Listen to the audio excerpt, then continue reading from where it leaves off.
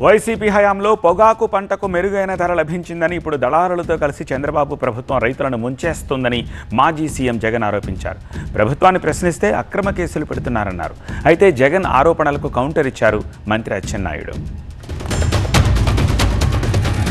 చంద్రబాబు నాయుడు గారి పరిపాలనలో పొద్దుట లేచినప్పటి నుంచి మనకు కనిపించేది ఏమిటి అంటే, ఎవరైనా ఈ పాలన మీద చంద్రబాబు నాయుడు గారితో అన్యాయమైపోయిన పరిస్థితులను ఎవరైనా ప్రశ్నిస్తే పొద్దుట లేచినప్పటి నుంచి అక్రమ కేసులు,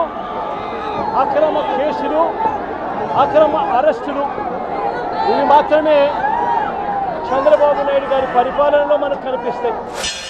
ఏదో రెడ్ బుక్ రాజ్యాంగం నడుస్తుంది, అందరినీ అరెస్ట్ చేస్తున్నారు. ప్రజలారా ఆలోచించండి. ఎవరిని అరెస్ట్ చేశాం? చీదిరి అప్పలరాజును అరెస్ట్ చేశారు. దేనికి అరెస్ట్ చేశారు? ఆయన ఏంటి ఉద్ధరించాడని అరెస్ట్ చేశారా? ఒక పేదవాడిని చంపేసి కేసు తారుమారు చేసి చట్టాన్ని మోసం చేసిన వ్యక్తి ఆ కేసులో అరెస్ట్ అయితే అదేదో మేము అధికారాన్ని ఉపయోగించి కేసులు పెడుతున్నామంటారు. 2023-24 మధ్య మన చివరి ఏడాదిలో ధరను గమనిస్తే రాష్ట్ర వ్యాప్తంగా, అంటే ఉత్తరాది ప్రాంతం, దక్షిణాది ప్రాంతం, రెండు ప్రాంతాలు కలిపితే రాష్ట్ర యావరేజ్, రాష్ట్ర సగటు ధర 289 రూపాయలు 2023-24 మధ్య కొనుగోలు జరిగింది. ఈరోజు ఛాలెంజ్ చేస్తాను, నీ 5 సంవత్సరాల్లో పొగాకు రేట్లు ఏ విధంగా ఉండేవి?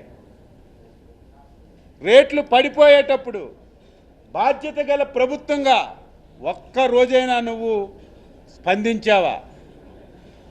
డిస్కస్ చేద్దాం రా, డిబేట్ చేద్దాం రా. రావడానికి సిగ్గుగా ఉంటే నీకు నచ్చిన వాళ్ళతో వీడియో కాన్ఫరెన్స్ పెట్టు, నేను అడుగుతాను, నువ్వు ఆన్సర్ చేయి. రైతుకు కూడా భరోసా ఇచ్చే కార్యక్రమాలు ఒక్కటంటే ఒక్కటి కూడా చేయలేదు చంద్రబాబు నాయుడు గారు. కానీ చంద్రబాబు నాయుడు గారి ప్రభుత్వం ఇవాళ చేస్తూ ఉన్నది ఏమిటి అంటే, దళారీలతో రాజీ పడిపోయింది. దళారీలతో నాకింత నీకింత అని చెప్పి కంపెనీలతో సర్దుబాటు చేసుకుంది. కాబట్టి ప్లాట్ఫామ్ మీదకి మార్కెట్ను పోటీదారుడుగా, కొనుగోలుదారుడుగా దింపలేదు. వడ్డల పార్టీ అధ్యక్షుడు వచ్చేసరికి ఎఫ్సివి కేజీ 140 రూపాయల రేటు ఉండేది.